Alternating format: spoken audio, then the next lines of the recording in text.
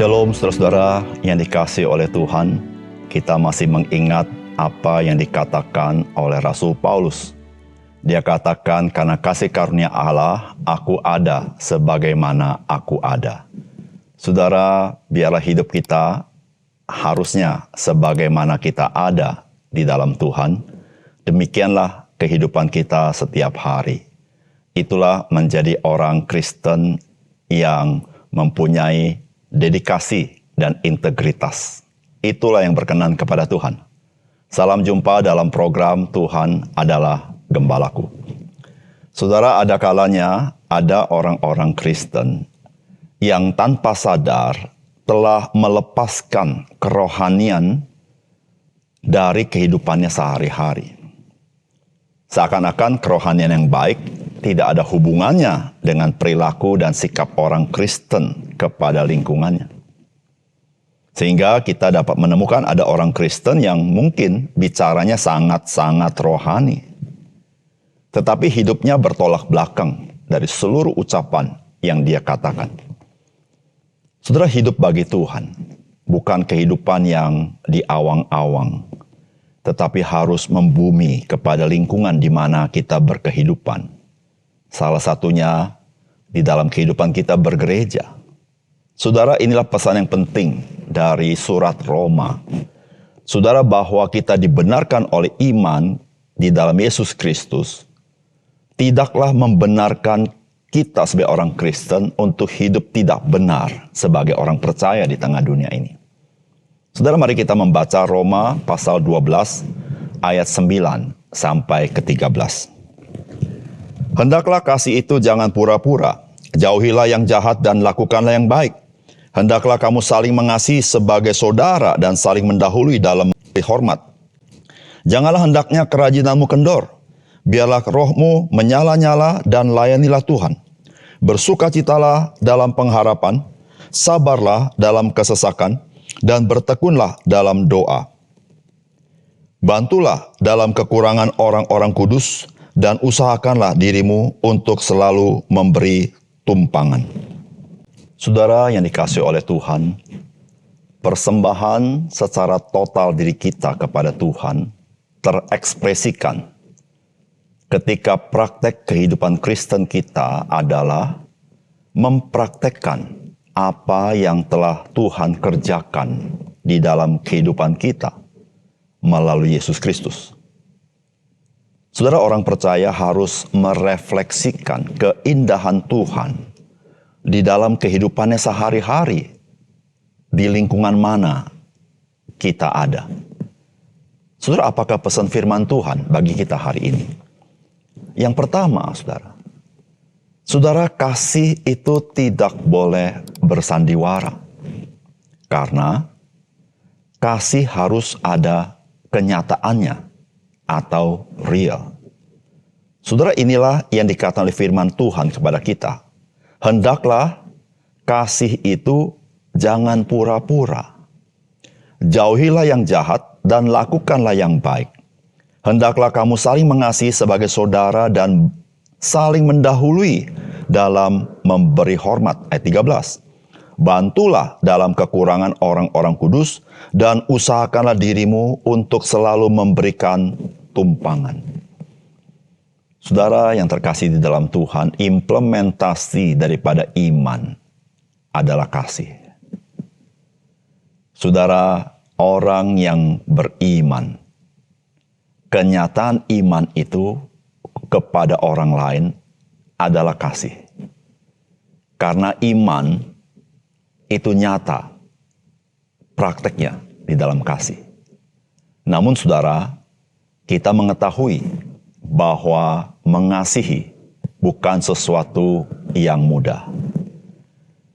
Oleh karena itu, saudara-saudara, firman Tuhan berkata, hendaklah kasih itu jangan pura-pura. Saudara, pura-pura di sini artinya kasih yang bersandiwara. Saudara, apa itu bersandiwara? Bersandiwara itu artinya tidak real, tidak sesungguhnya.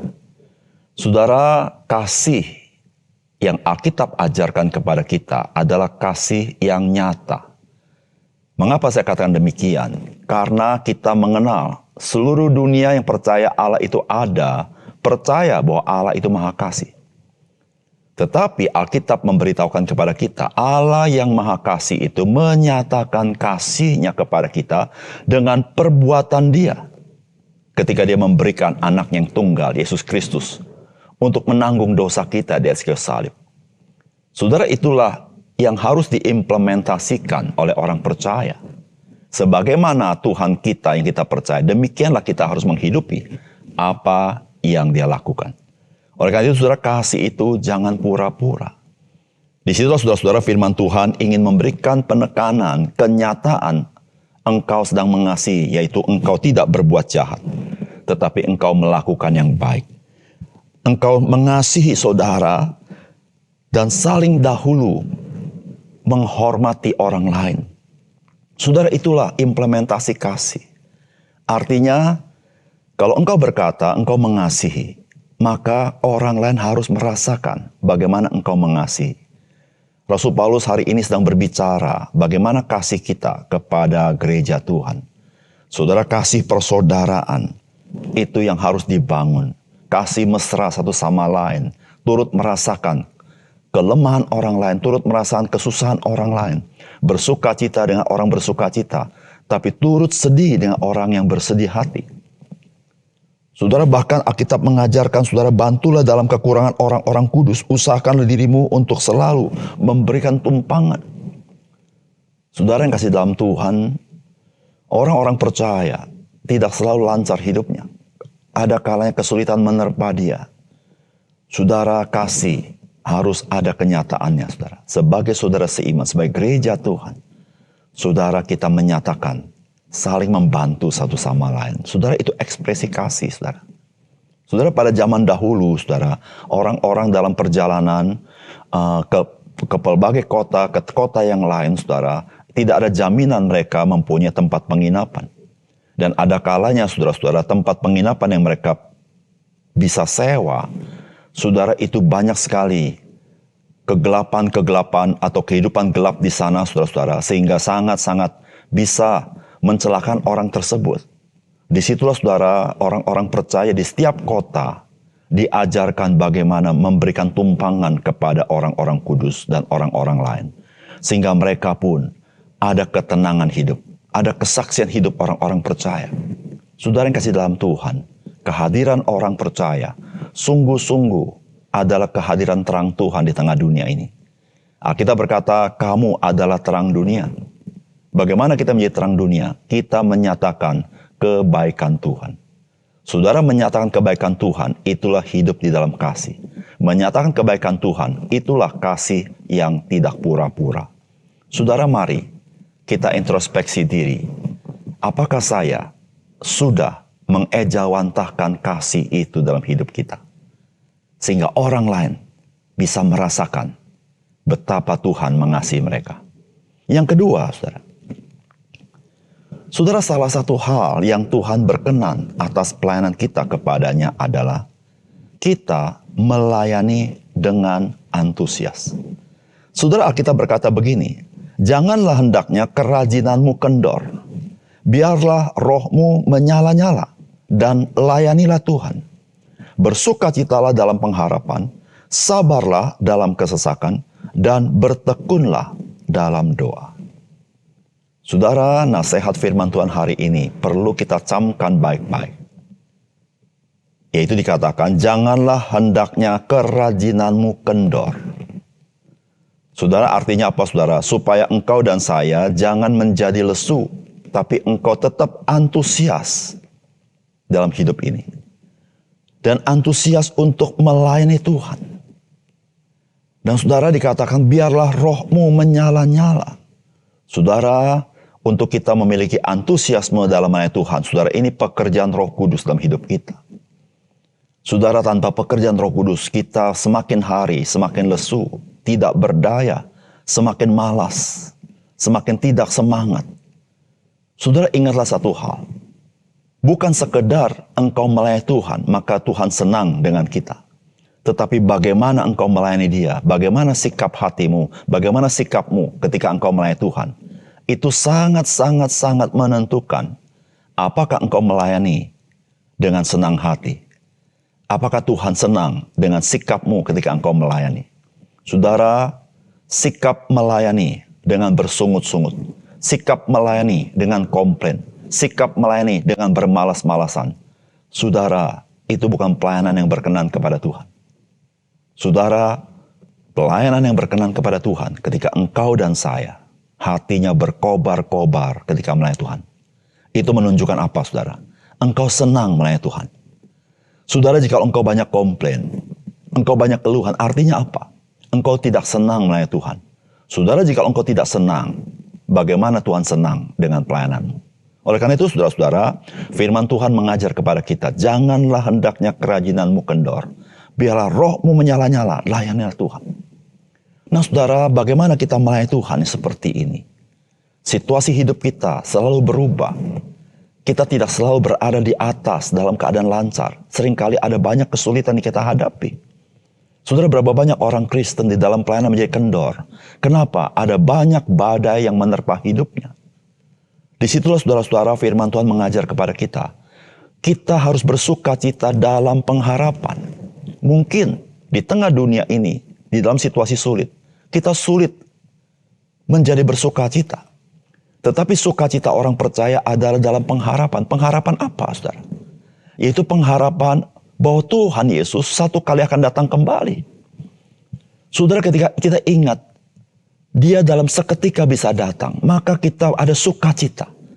Badai hidup kita menjadi begitu tidak berarti dibanding Dia akan datang kembali. Di situ, saudara, kita mempunyai antusiasme di dalam kita melayani Tuhan. Kita tidak undur. Kenapa? Karena Tuhan akan datang kembali. Itulah pengharapan. Disitulah kita bersuka cita. Tetapi saudara, Alkitab juga berkata apa? Sabarlah dalam kesesakan. Saudara, ini adalah ketika kita menghadapi pergumulan hidup kita. Saudara, ketika kita melihat pergumulan hidup kita, kesulitan yang kita hadapi. Saudara, satu kunci yang paling penting, bukan engkau undur dari pelayanan. Bukan engkau tawar hati. Itu respon yang salah. Respon yang tepat adalah sabar. Saudara, terhadap kesesakan, penderitaan, kesulitan, respons yang tidak tepat adalah engkau tawar hati. Respon tidak tepat adalah engkau mundur daripada Tuhan. Tetapi respons yang paling tepat yang Alkitab ajarkan, engkau harus belajar sabar. Saudara yang kasih dalam Tuhan, ketika kita sabar, itu arti kita percaya Tuhan sedang bekerja dalam hidup kita. Disitulah saudara-saudara yang kasih dalam Tuhan. Sebagai orang percaya, Alkitab mengajarkan kepada kita supaya kita terus bertekun dalam doa. Saudara, inilah kuncinya. Bagaimana ketika engkau menghadapi kehidupanmu yang tidak mudah, engkau tetap berkobar-kobar melayani Tuhan.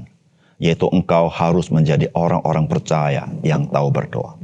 Saudara yang dikasih Tuhan, kerohanian kita sangat menentukan bagaimana kita berperilaku.